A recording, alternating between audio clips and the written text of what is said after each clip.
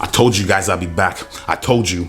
Yeah, we about to go in. The LeBron 17 and the LeBron 18 to see which one's really better, dog. Once and for all. Hit that like and subscribe button, man. We about to get into it. Perfect. We're gonna find out which one's Jiren and which one's Ultra Instinct Goku. Let's take a look at some of the differences between the two and let's figure out which one is right for you. Starting off with the LeBron 17, I mean, kind of like the successor to the BattleNet technology, but the LeBron 17 actually was designed by Jason Petrie with LeBron James in an attempt to deal with the amount of force LeBron puts on his sneakers, you know, running up and down the court and jamming on people. So he really focused on the cushioning setup and the comfort, but as well as the lightweight and flexibility of the shoe. LeBron's like 6'8", 250 pounds, dog. Like, you know what I mean? You need a solid shoe to be able to deal with that type of stress. So the official release date initially was September 27th in 2019 for about $200 US. And as I said, it was the first time the Knitposit was used.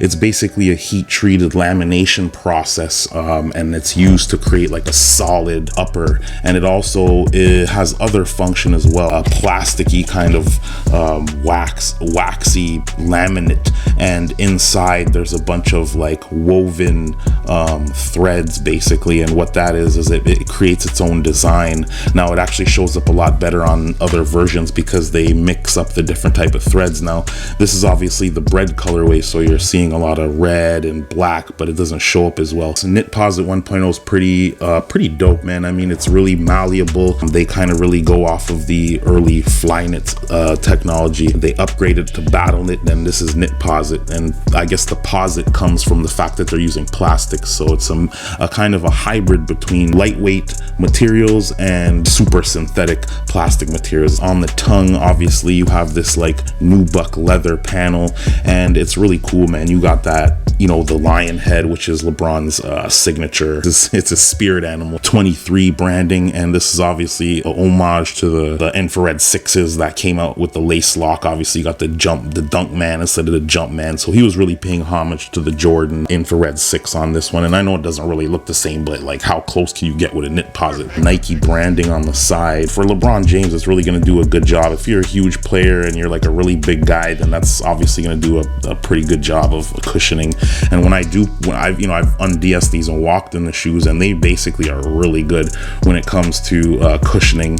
And you know, you have your zoom pods in the forefront, and these are extra springy and responsive, as you guys know, and they've given you one here. Now I'm not sure if there's anything in the forefront. I think this is just solid Cushlon or whatever, but for the most part they separate these pods. Now there is a little bit of a traction issue in these, where when you're going side to side, these pods have an ability to kind of separate, and then you kind of get this part in here that ends up being the grip, and I've seen people slip on them. But anyways, there's different iterations of this outsole, and obviously if you can get yourself a non-transparent outsole, that's going to be better for grip. I'm pretty sure this is Cushlon because it's very responsive and very springy, but you know, you have your Knitposit, and it's basically Flyknit on crack, because if you think about it, no two shoes are going to be the same, and they're all going to look kind of different from each other because of the way the Knitposit fibers are kind of woven in there. It has a really sporty design. Now it's a bit tough to get on as far as sizing goes. I would say that you want to definitely, if you have a wide foot, go up half a size. These shoes are a bit hard to tie up tight as well because of the eye stay and eyelet section. You can only really tighten it so much. I'll say that if you're not used to sitting high up on your shoes, these might be a bit of a trip for you, because when I first put these on, I was like, damn, I'm riding up high on the horse on these ones. You feel like you're elevated, and you know, if you're not used to that feeling, it feels like you could tip over on these shoes, you know what I mean? So pretty good ankle cushioning on the inside, and you have almost like a flight posit thing going on. But yeah, man, pretty decent shoes. I like the tech, and once you do get them on, it feels great. They're still fashionable. You can wear them. I'll show you guys obviously B-roll what they look like, what the fit looks like, if it looks right for you or not. But anyways, I'm going to take a second and we're going to flip over to the LeBron 18s, and we're going to check out some of the features, right? All right, guys, so we're going to talk a little bit about the LeBron 18 now. I'm not going to go too much in depth about the upper because I obviously just released the video comfortable. And if you guys want an in-depth review on the LeBron 18, then make sure you check out the video that's like pretty much probably right before this, if everything goes according to plan. So make sure you guys check that out. Now, if you notice, you can see here you have these guardrails that kind of run through the Knitposit 2.0, and that kind of helps to give the shoe a little bit of structure. And the reason for that is because I find that the Prime Knit 2.0 is a little bit softer because it doesn't have the lamination of the Knitposit 1.0. Although I'll say the texture of it feels nice. Like, even though it looks rough, it feels like kind of like, it feels nice. It has a nice texture to it, but for the most part, it's still a bit softer. And I noticed that also in the toe box. Now, the shoe overall feels like the upper is softer as well. Probably why it was these guardrails were needed. Now, it is a good design because when you're talking about lacing, it really helps to lock the laces down all the way from the side of the shoe all the way across your foot, as opposed to just trying to pinch the tops like on the 17. Now, here you have obviously the air unit. I actually, on one of my pairs, had the other shoe of this has the air units. That's actually failed. Now, let's talk about the tech, and that's what kind of separates this shoe from the LeBron 17. Right underneath the Prime Knit is a full-length zoom unit that runs from toe to heel, man, and that's gonna give you a really nice responsive kick back. Right underneath the full-length zoom is a layer of Cushlon, and that's basically this midsole unit here, and this is basically a long layer of Cushlon.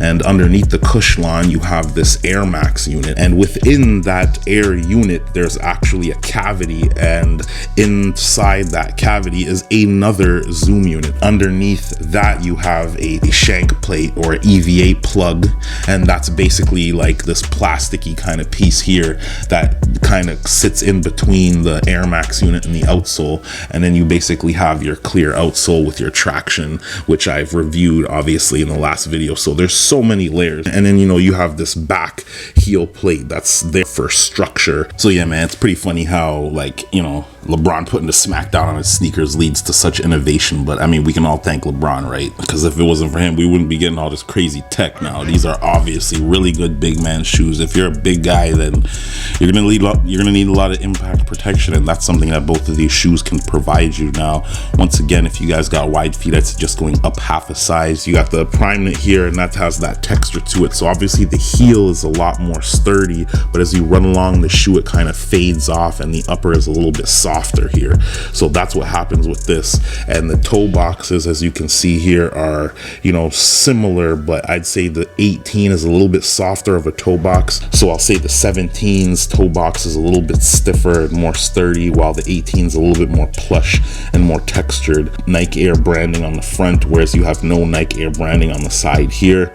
Now, if you look at the two tongues side by side, you can tell that there's a huge difference in the width of the tongues. This tongue is like really doofy and wide, and this one, it's still wide. It doesn't seem like it, but it's a different shape overall. So, and it's a lot less flappy, and it's not gonna like slice your shins up, which a lot of people don't like in the 18s.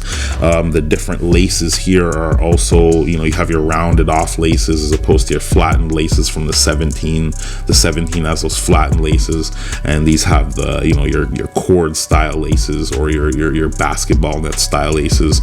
But yeah, man, the profiles of these shoes are obviously a lot different from each other. They both look really sporty. I'd say the edge actually goes to the 18, to tell you the truth, and it I can put them back to back on foot, and it's to each his own. You might think different, but I think it's just slightly more of a sporty look when you look at them back and forth. It has more of a futuristic design, a little bit sharper angles, a little bit sharper edges. Your outsole patterns are both, they're not herringbone, but they're functional. So the LeBron 18 actually feels a little bit lower to the ground than the LeBron 17, but it's just because of how everything's stacked up, I suppose. But they both make you feel like you're propped up, to tell you the truth. But I can see that the air unit's a little bit fatter on the LeBron 18 than the LeBron 17. The Air Max unit looks actually a little bit a little bit thicker, to tell you the truth, man. I don't know. What do you guys think? Do you think the Air Max unit's bigger on the 17, or you think it's bigger on the 18? It could just be because they stocked that zoom unit in where there's a lot more room inside, but you know, you can kind of almost see it stacked in there in between the Air unit. But here there's none. It's just a solid Air unit. But yeah, man, and you know, they give you a way, that plastic heel section rides way up higher on the LeBron 18. I kind of like it, man. I'm not gonna lie. Some people don't like it, but I like it. But yeah, man, that's the difference. They kept the Nike branding on the side, and one's textured and one's not. But yeah, man, I mean, you know, these dropped these year, and it's just been a weird year for basketball. So unfortunately, that's what we're left with. But if you guys want these, they're still in stores, so make sure you guys go get them. I think they retail for $260, and make sure you guys check out the LeBron 18 review where I go in depth on these baddies, and I'll give you the full description and rundown on these hoes.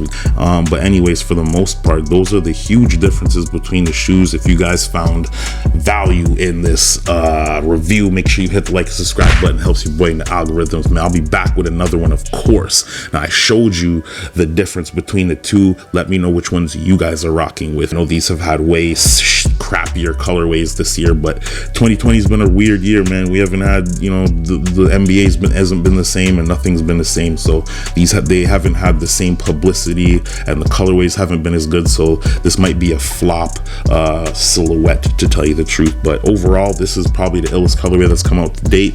Well, let me know what you guys think, how they stack up against each other. Let me know in the comments. So as you guys can see, the LeBron 17 as well as the LeBron 18 have their benefits and drawbacks. What do you guys think is the better shoe? Let me know in the comments section what you guys think. Love you, all of my subscribers. Thank you again. You guys let me hit 1,000 subs, and I'm gonna keep bringing you guys more bangers, doggy.